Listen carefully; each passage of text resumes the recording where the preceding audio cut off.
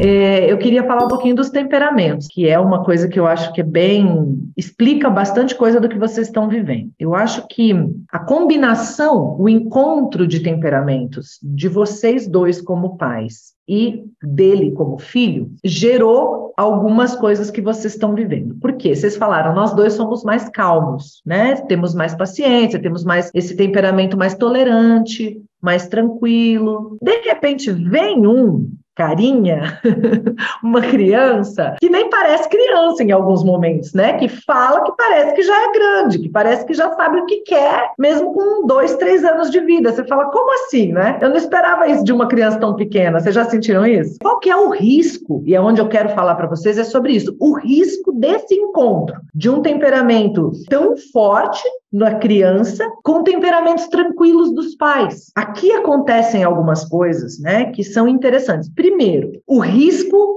de inverter papéis, da criança assumir o controle, da criança começar a dar a letra de como vai ser o dia, por exemplo, de como vai ser os tempos e movimentos da família toda. É claro que, veja que é tão delicado, porque o equilíbrio é sempre um desafio. É claro que quando você tem uma criança pequena, quanto menor é a criança, um bebê. É o bebê que dita mesmo as regras. Você fica em função dele, né? Não tem como. Mas quando a criança vai crescendo, ela vai entrando devagarzinho numa certa rotina e numa certa regra, combinados, de forma de funcionar da família.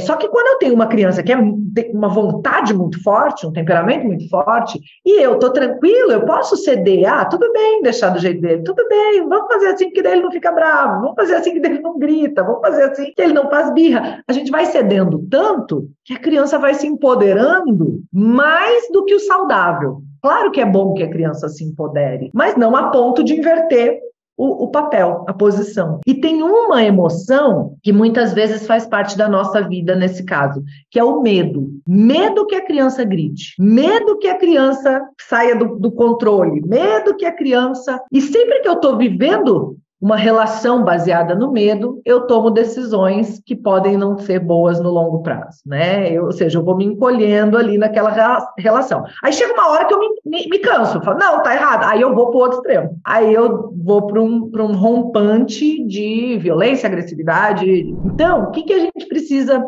entender? A gente precisa procurar em nós também essa parte mais de... Peraí, não é assim. Você quer isso? Mas tem só você nessa casa? Fazer mais perguntas para a criança começar. Você quer isso? E você sabe o que a mamãe quer? E você sabe o que o papai quer? Somos 3 nessa casa, né? Tem o que você quer, tem o que eu quero, tem o que ele quer, o que ela quer, depende de quem está falando. E começar a ir trazendo isso para a criança. Então, nós vamos precisar conversar, não é? Temos 3 pessoas aqui. Então, esse é um processo que a gente vai construindo com 3 anos, tá? Não é que a criança, ela saiu de né? Vocês falaram, até 2 anos foi tudo bem, e é isso mesmo que acontece, né? Tem os terríveis 2 anos, famosos, porque com 2 anos ele começa a descobrir que ele é outra pessoa e ele não quer fazer o que o pai e a mãe querem fazer.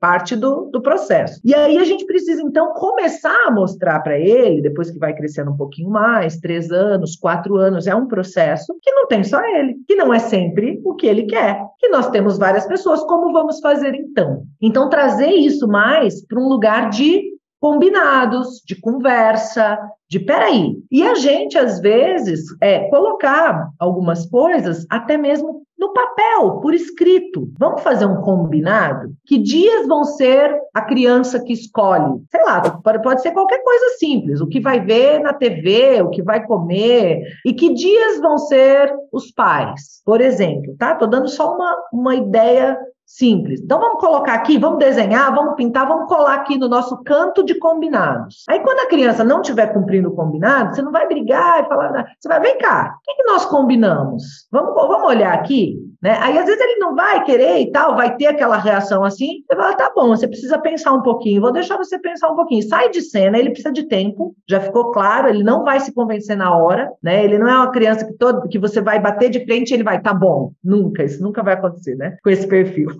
O meu também é assim. Agora, a diferença é que eu também sou assim. Então, quando o meu filho começou a crescer e querer ser trocar papéis, o meu perfil já não aceitou. Já falou, pensando o quê? Eu sou a mãe. Então, às vezes, a gente precisa encontrar esse lugar também, né? Mas com calma, com cuidado, vamos construindo isso. Ele ainda tem só 3,5, né? A gente vai construindo isso. Outra coisa muito boa, que eu acho que pode ajudar bastante vocês, dentro dessa ideia de combinados na parede, algo visual, é construir uma rotina. Como que funciona? Segunda-feira, terça-feira, quarta-feira, quinta-feira, sexta-feira, sábado e o domingo. Se construir essa rotina na parede, né? Então você pega um papel, corta em tiras e vocês constroem junto com ele. O que a gente faz às segundas-feiras? Qual que é o horário de acordar, de escovar os dentes, de tomar banho? E vocês constroem ali a ordem. E ele participa desse processo. Algumas coisas ele pode escolher onde vai ficar. Outras coisas não tem jeito. Como é que você vai dormir primeiro e para a escola, enfim, escovar dente depois? Não dá, tem que escovar dente antes e dormir depois, né? E você vai brincando e construindo isso e colocando lá na parede. Porque quando eu tenho essas ferramentas, esses recursos visuais lá na parede, que ele ajudou a fazer, o que ele fez e a gente ajudou, é muito mais fácil da criança entrar na história. E também não é a gente obrigando ele, é aquele combinado. Nós vamos mediar a criança com a rotina que ela criou, que está lá na parede, entende? Então, nós vamos ajudar. Vem cá, mas agora está na hora de fazer o quê? Agora é hora disso aqui, ó, tá aqui na nossa rotina. Então, vamos lá fazer isso. Não quero, não sei o que, não sei o que. Eu entendo. Às vezes a gente está, né, num momento que a gente não quer fazer a próxima coisa que é da rotina, né? Mas a gente vai precisar fazer aquilo em algum momento. Aí, outra coisa que eu gosto, nem sei se está por aqui, são as ampulhetas. Então, às vezes tem uns de 5 minutos, tem uns de 2 minutos. Você não quer ir agora? Não? Não, então vamos pegar a ampulheta aqui, ó. Né? O que você quer fazer agora? Brincar. Então vamos pegar a ampulheta. Brinca, então, ó. Mas quantos minutos você vai querer? Tem a de 2, tem a de 5. Daí ele está escolhendo. Então, ele precisa entender que, assim, ele está no controle, mas não muito. Essa parte a gente que sabe, entendeu? Então, ele está tendo algum controle, mas o macro, tipo assim, eu não vou deixar 50 minutos, é 2 ou 5. Porque se eu não tenho o objeto, se eu não tenho a rotina na parede, se eu não tenho esse entendimento já com a criança de que tem uma ordem para se viver, para fazer as coisas, a criança vai pedir mais tempo, vai pedir mais tempo, vai pedir mais tempo, daqui a pouco passaram 50 minutos. E é isso que eu não quero, porque eu não posso, para cada coisa, ter que deixar 50 minutos até conseguir o resultado. Às vezes fica assim, ou leva 50 minutos, ou a criança vai no escândalo berrando e eu carregando ela arrastada. E o que eu estou querendo trazer para vocês são recursos para vocês não precisarem escolher entre essas duas coisas, sabe? Poder ter um tempo mais curto, ter uma coisa mais de você tá rush, você tá empurrando a criança para aquilo que é para fazer, mas sem ser violento, sem ser agressivo. Ela entendeu que ela tem um tempinho ali, depois disso tem que fazer isso que está aqui na rotina. Tá? Então, é uma forma que você constrói com ela a noção de dia, de hora, de atividades. Isso serve para a vida, né? A criança já está levando isso, uma agenda para a vida, que é muito bom. Esse perfil gosta de mandar, né? Gosta de ter o controle, não gosta de ser mandado. Então, às vezes, ele vai vivendo a rotina, ele começa a se sentir preso na rotina, ele não gosta de ter que fazer a mesma coisa todo dia. Então, às vezes, eu construo a rotina com crianças assim e coloco uns post-its, sabe aqueles negocinhos de escola, né? De outras cores. Então, ó, tudo que está no alaranjado, por exemplo, né, no laranja, você pode escolher, pode mudar o dia ou pode mudar a posição dentro do mesmo dia. Se eu vou ler uma história, eu posso escolher se eu vou fazer isso antes do banho ou antes de dormir, por exemplo. Então, isso é legal para a criança. Ela fala assim, hoje eu vou escolher isso aqui, hoje eu vou mudar isso lá. Então, ela está mexendo na rotina, ela está tendo alguma autonomia, algum controle ali sobre a própria vida. É um perfil que precisa disso. Então, é legal também ter esse recurso.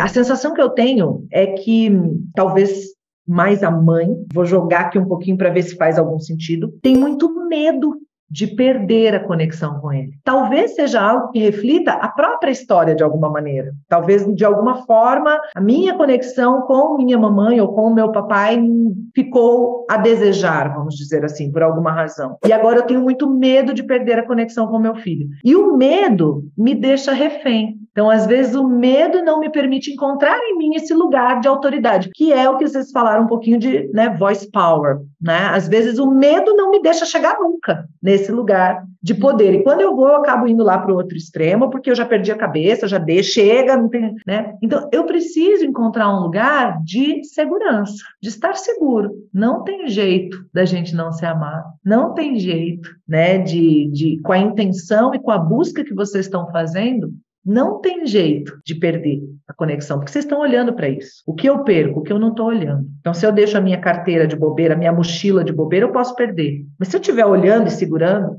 não vou perder. Então, a gente está vivendo tempos em que as pessoas estão vibrando demais no medo. Então, você vai para a internet, vai vendo os vídeos das educadoras parentais, das pessoas que compartilham conteúdo nessa linha, elas ficam o tempo inteiro despertando medo nas pessoas. Nossa, aí o que a gente acaba fazendo? Qualquer coisinha pequena, a gente começa a achar que é um tsunami, que a gente vai acabar com o emocional da criança por causa daquela atitude, daquela ação. E a gente começa a ficar com tanto medo que a gente vai se encolhendo, não faz mais nada, né? E a criança, então, vai tomando todo o espaço, né? Eu brinco, eu falo, criança é igual gás, ela ocupa o espaço todo que você deixar. Então, a gente precisa, ocupar um pouco mais desse espaço, que é nosso, e lembrando que o voice power, ele não precisa vir só de uma postura firme sempre. Eu posso ter voice power brincando, mas o que significa que eu estou no poder?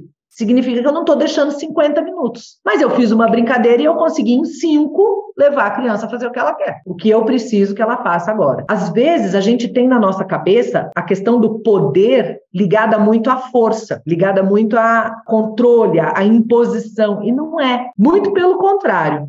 Quanto mais formas eu tiver de conduzir o outro, mais poderosa eu sou.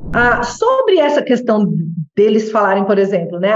Às vezes tem que dizer não e não explicar. O problema é o quanto a gente explica. Não é só o não explicar ou explicar. Às vezes a gente está explicando demais, sabe assim? Tipo, a criança não se convenceu com a primeira explicação e a gente fica. Então, às vezes é assim, olha, eu já te expliquei, agora a gente precisa ir, né? Então, talvez seja o quanto a gente se arrasta nessa explicação. E realmente isso acontece. Eu percebo que as pessoas que são um coração mais, como vocês falaram, essa tendência calma, a tranquilidade, né?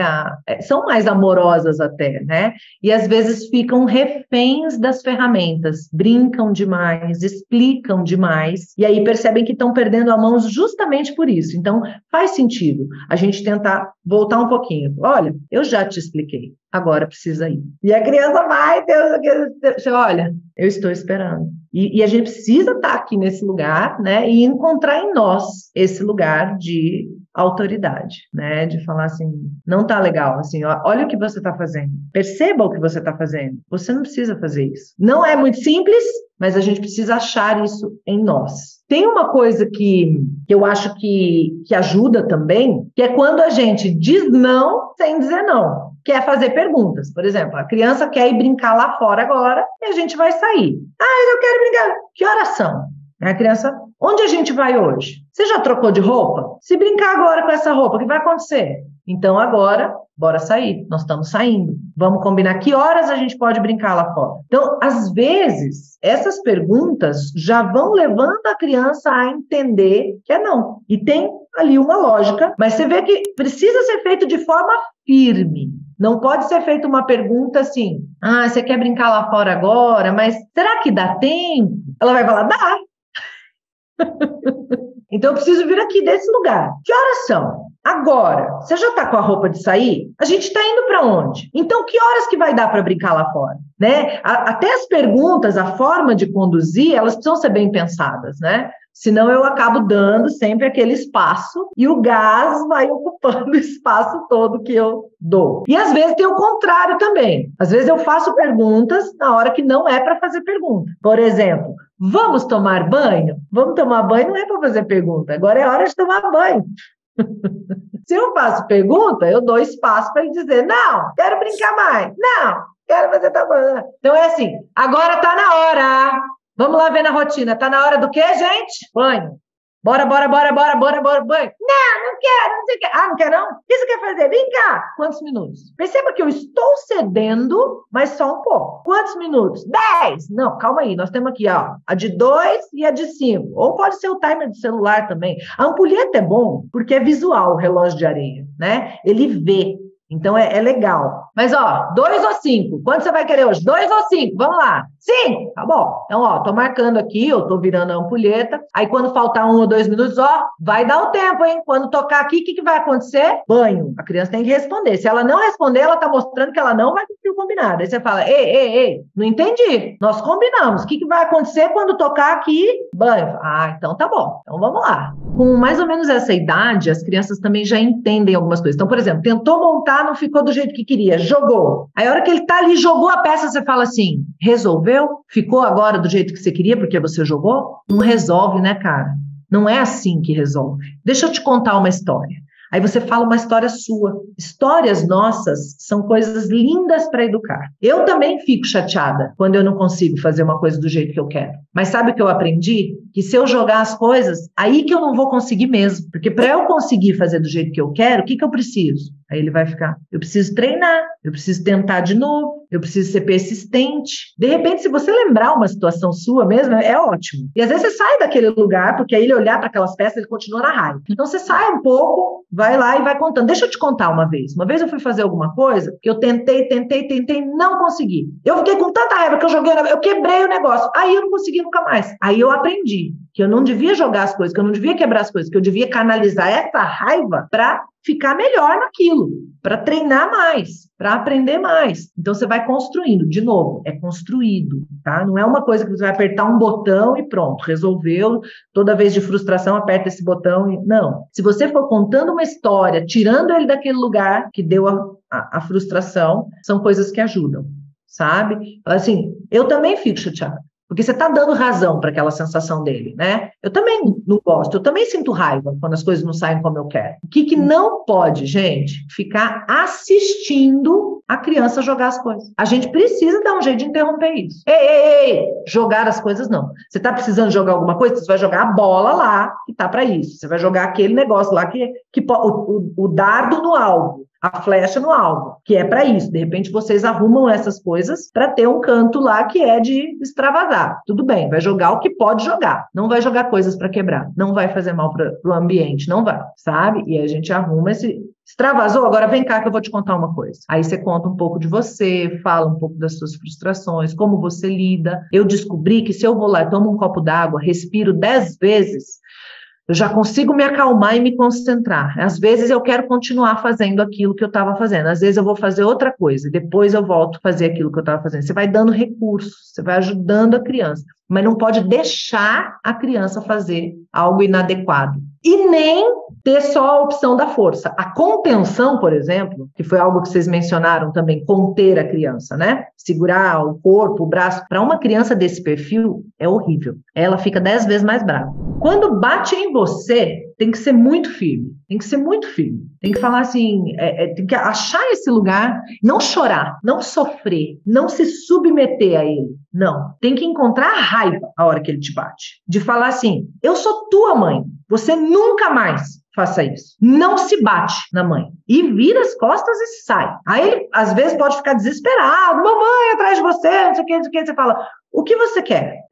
Você entendeu o que você fez? Tudo bem. Você vai me pedir desculpas? Tudo bem. Então, não faça mais isso. Eu não fico perto de quem me bate. E tem que estar aqui firmona. Não pode já, abraça, amolece, não. Fica aqui. Ele tem que sentir que quando ele bate, as portas se fecham, sabe? E dá um gelo, né? Dá um tempo de... depois é que vai voltar, sabe? A criança precisa sentir que foi sério. Às vezes, a gente não consegue se fazer acreditar pela criança. A criança não acredita na nossa postura. Porque a gente fica bravo, daí logo a gente já amolece de novo, sabe assim? Não é tão fácil assim. Sabe por quê? Um perfil desse, colérico, ele aprende o jogo. Aí ele fala desculpa, mas ele não está arrependido. Ele só fala desculpa porque ele sabe que já amolece, já acabou o problema dele. E fala desculpa, mamãe, com aquela carinha boa, assim. Aí eu disse, não. Bateu em você? Desculpa, mamãe, eu desculpo.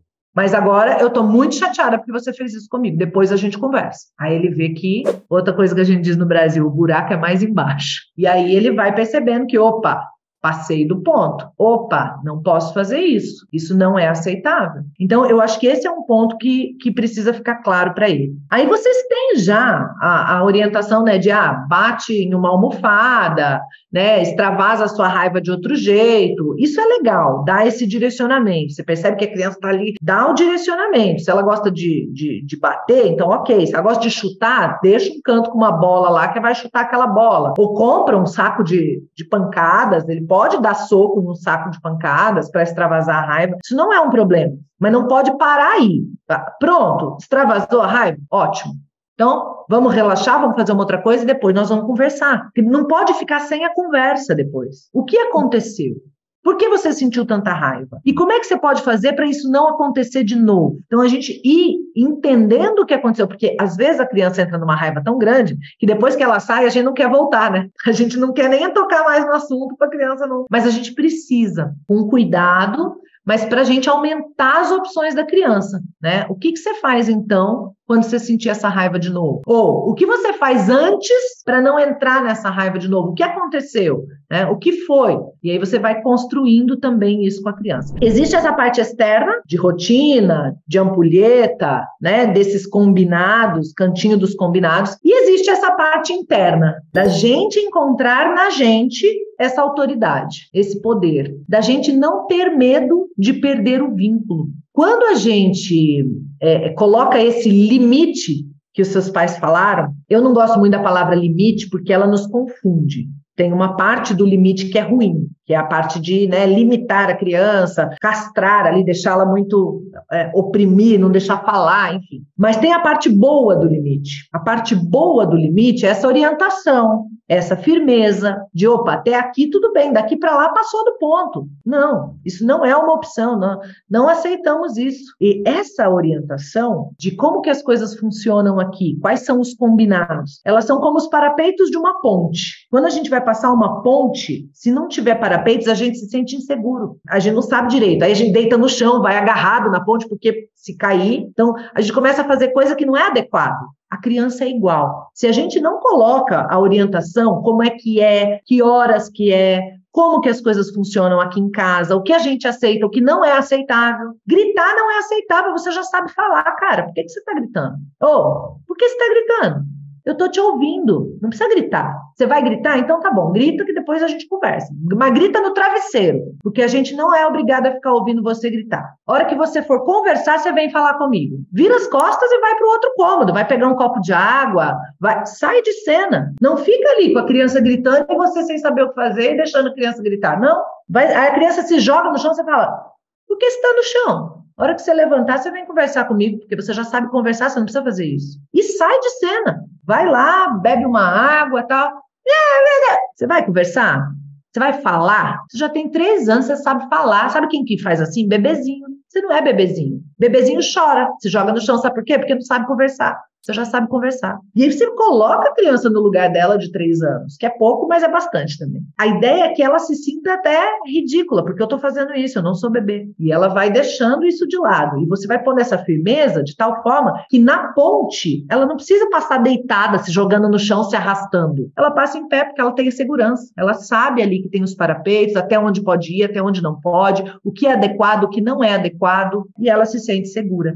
Então, entendam que dar esse limite, nesse jeito de orientação, de combinados, de rotina, de comportamento aceitável e não aceitável, é um benefício que vocês estão colocando para sua criança, sabe? É algo muito positivo. São os parapeitos da ponte que dão segurança para ela. Eu sei o comportamento adequado. E sabe o que vai acontecer? Quando ela for socializar, encontrar outras crianças, ir para a escola, ir na casa dos parentes, né? Ela sabe se portar. Então, ela vai ser benquista, ela vai ser querida, ela vai ser amada. Ela vai ser bem recebida, ela não vai ter problema. Enquanto que se ela não sabe se portar, se ela briga, grita, se joga no chão, embora ficou claro que ela está fazendo isso mais com vocês do que fora, né? Fora ela está conseguindo saber que tem outras formas de se portar, ela começa a ter problemas sociais. Essa criança aqui não sabe conversar, essa criança aqui se joga no chão, essa criança aqui bate nos outros. Então, ela vai entendendo que não é assim. E aí, quando ela vai fora, ela é querida, ela fica bem, a autoestima fica boa, porque ela consegue ter uma troca legal, uma troca boa com as pessoas. Faz sentido?